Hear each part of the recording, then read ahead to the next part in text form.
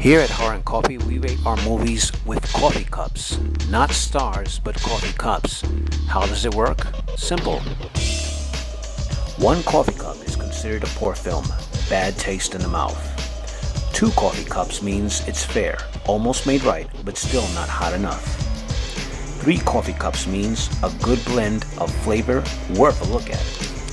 4 cups of coffee means a must-see, worth your while. And 5 cups means not only worth your time, but also a keeper. Excellent viewing. And now, Horror and Coffee.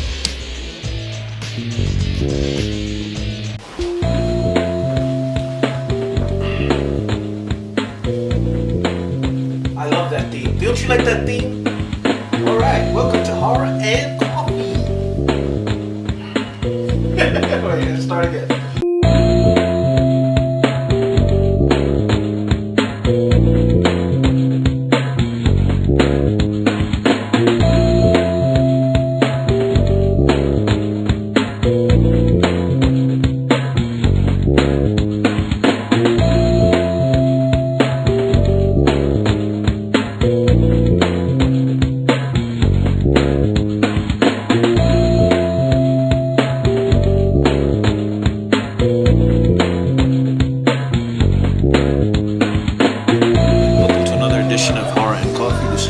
Town diner that we're having our coffee, and we're going to review 5 films today at Horror and Coffee.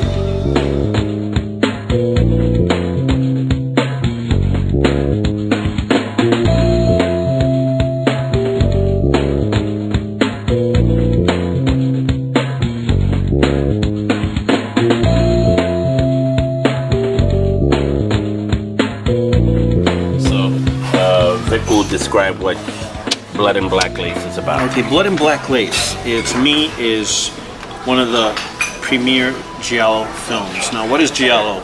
Giallo is a film about murder, mystery, and in sort of that sense. Now, my review for it, it's a Mario Bava film made in the 60s, and it is one of the first in the giallo films. Well, not technically the first, but the first that got recognition. And the story is not all that, it could have been a better story. It's about these models that they work at an agency, and a model at the agency has a diary, and this diary contains a lot of juicy secrets of all the models there, of all the people that work in this agency. See, that's basically the current storyline. And of course, this model who has this juicy diary gets killed, and she gets killed by a faceless guy. We'll call him the Giallo Killer, because that's what they refer to the guy. Thank you.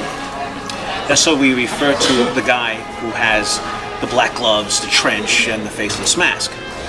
Now, the Giallo Killer kills this girl who has this diary, and then so the whole film surrounds these group of people trying to get this diary back, and in the process killings ensue.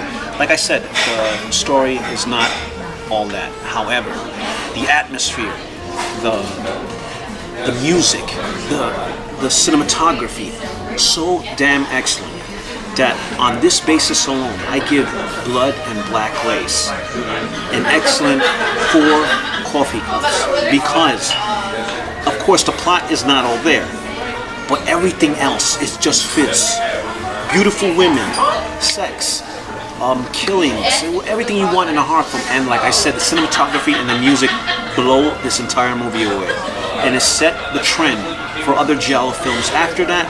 And you could say it's like sort of like a granddaddy of slasher films as well, apart from Psycho and apart from Halloween. This was also, I think about when I think about the Blood and Black Lace, I think about later films like Dress to Kill. Exactly, that's another one. Dress to Kill follows that trend with the guy in the blank. I'm sure there was some inspiration there. Yeah, here's another movie. I don't know, Ralph, you ever seen it? It was called Jagged Edge. Jagged Edge was Jeff Bridges, Glenn Close, a 1984 movie, and this movie had the guy in the black.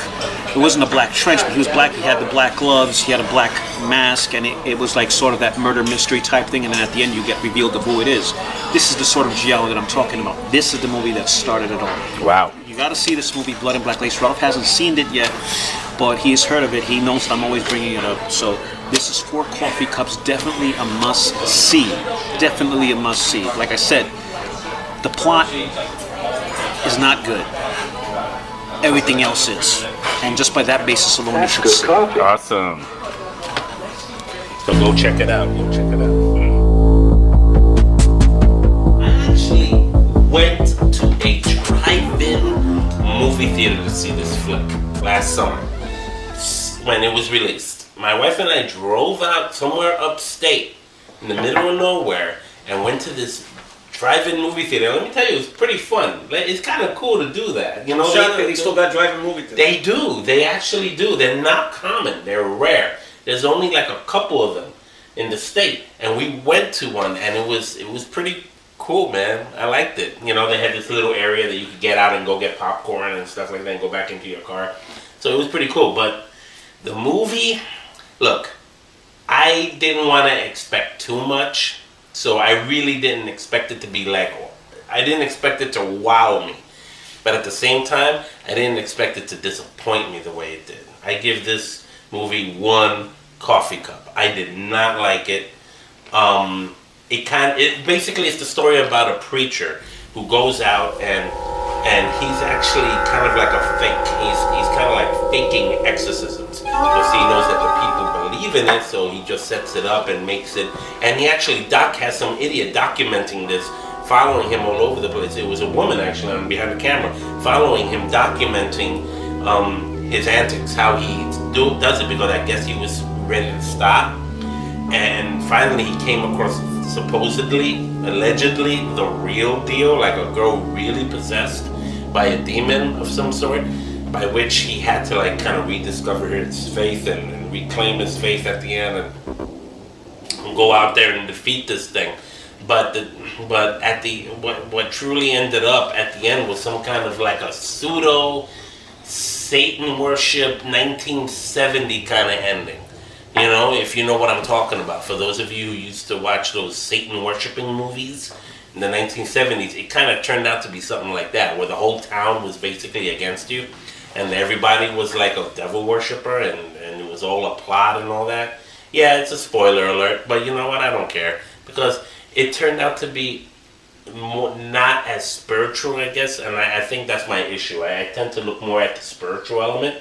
That's why I liked other movies like Paranormal Activity, like The Exorcist. The Exorcist still holds the top of demon possession movies. There is still not one film like that has been able to equate it, top it, nothing. Last Exorcism, I give it 1 coffee cup, and left a bad taste in my mouth, man. All right, now I'm going to have to disagree totally with my buddy here, Ralph. He likes it. I like it. I enjoyed it. And the reason why I enjoyed it, because probably he hated it.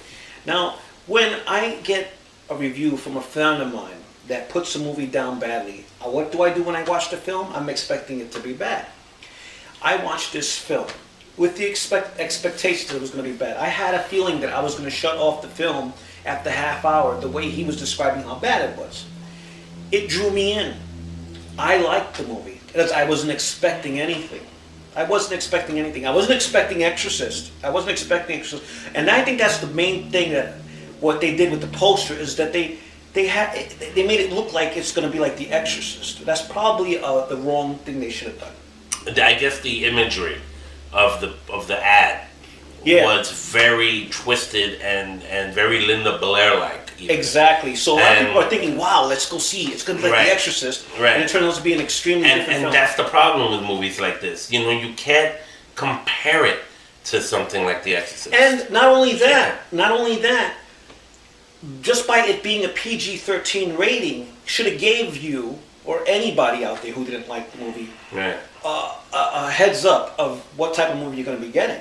Right. So, like I said, I was watching this movie. I was sort of interested. It reminded me a little bit of the Blair Witch handheld cameras. It's one of those handheld camera things. Video movies, Paranormal Activity. Right, exactly. And I enjoyed this more than Paranormal Activities Part 2. Now, I didn't enjoy it more than Paranormal Activities Part 1, but this one's way better than Paranormal Activity 2. The Last Exorcism, I gotta tell you, I liked it. I enjoyed it. It was really good. All right. Don't expect The Exorcist. You're not gonna get that. Don't expect The Omen. You're not gonna get that. Don't expect The Exorcism of Emily Rose. You're not gonna get that. You're gonna get a totally different movie. It's a good story about this priest who just likes to do these crazy things with people and take their money and pretend that he's like a real exorcist priest or whatever. I thought that was pretty good. I think this was a good movie for what it was. If you go into the movie watching that it's not going to be The Exorcist, then you may coming out liking the movie at the end. So I give this film 3 coffee cups. It still kind of left me hanging, man. Maybe because you put a lot of stuff like what you said, like a spiritual thing in it. Well, the truth is this: whenever I can't help but do that, because when if you just look at it on the surface, but you can't do it all the time. You can't do that all the time with movies like that. If a movie has exorcism in the title, you're gonna think that it's gonna be about God and all that stuff. Maybe it's not. Maybe it's something else. No, that's not true, because The Exorcist, was, in my view, the best horror film of all time, and it had a spiritual element into it that really came out in the film. It really did, and it came out in the not so much even in the character Reagan, who was possessed, but in the priests that were involved. The spiritual struggle of Father Damien Karras as he was struggling with his faith, and his mother's loss and all the. But you know what? Something about this movie also that a lot of films don't have it. That is kind of creepy. Paranormal Activity 2. I wish it was creepy, but it wasn't. This movie was creepy, and for PG-13, if you could accomplish creepiness in a PG-13 movie, I think you succeeded. So this movie succeeds in being creepy. Yeah. I was actually creeped out of it. So if it succeeded doing that, with me. Paranormal Activity didn't. But you know what? I'm glad I saw it at a drive-in theater because it's slightly cheaper. Well, they don't have seats. This movie's available. It's just an open field. This movie's available on DVD and Blu-ray. Right. Is it a DVD keeper? Is it a Blu-ray keeper? I don't ask for you to decide. I enjoyed it very much. I don't think it has that replay value after you watch it one time, but it's definitely a good movie in my book. I would probably watch it again just to kind of like really take it in, Maybe, a lot of people enjoy movies more when they watch it a second time. That's true. So I'm gonna try to give that a second. I'm gonna try to give it a shot. All right. So that's our review for The Last Exorcism. The Last Exorcism.